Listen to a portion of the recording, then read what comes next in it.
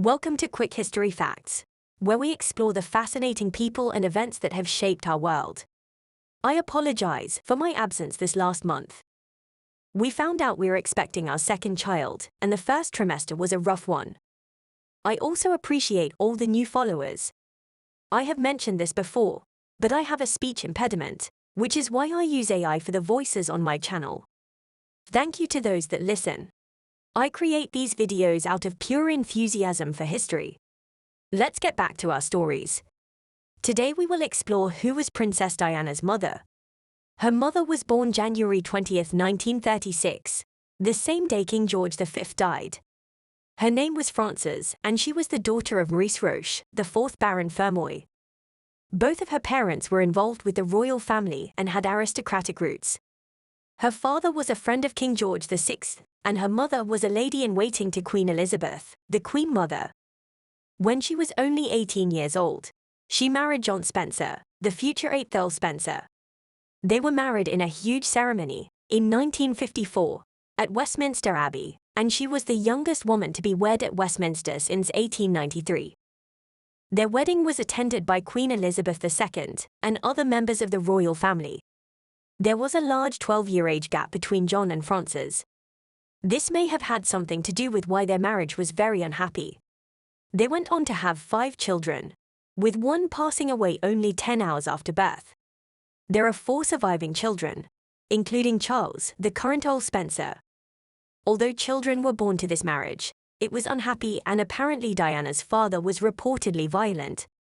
Diana was a witness to some of this abuse, and she later recalled, quote, "Seeing my father slap my mother across the face as I was hiding behind the door, and she was crying." The marriage eventually broke down irretrievably. In 1967, Frances decided to leave the marriage. She had been having an affair with Frances Shand Kydd, who she had met previously, and she left her marriage for him. Following the separation, Frances initially lived with the 2 youngest children, Diana and Charles. But that didn't last, because during that Christmas holiday season, the children went to live with their father and he refused to let them go back to their mother. After this, there was a horrendous custody battle over the children. Somehow, Diana's father actually won that custody battle. In fact, Frances's own mother testified against her. She was quoted saying, "You cannot imagine how much it hurt for your own mother to take the other side against you."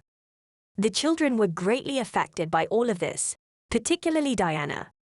She had to grow up in her father's house, and she was mostly raised by nannies. She also absolutely despised her stepmother. The separation between Diana and Frances put a lot of strain on their relationship.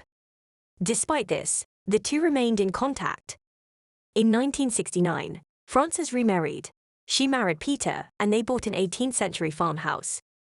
And they lived happily together for a while. Of course, when Diana married the Prince of Wales, the current King Charles III, Frances was present at the wedding. For a period, Diana and her mother maintained a somewhat functional relationship. They were spotted attending events together, and she was an active grandmother. Of course, over the years, as a mother and daughter, they did have some quarrels. It was also reported in the press that when Diana passed away, the two were not on speaking terms. Which, I hope, wasn't true. For a mother to lose her daughter must have been an absolutely unbearable tragedy. At this point, Frances had long been separated from her second husband.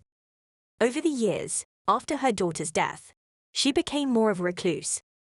She died at the age of 68 in 2004, following a long illness of Parkinson's disease and brain cancer. Her funeral was attended by her surviving children, her sister, and of course, her grandchildren, including Princes William and Harry. That's it for today's video.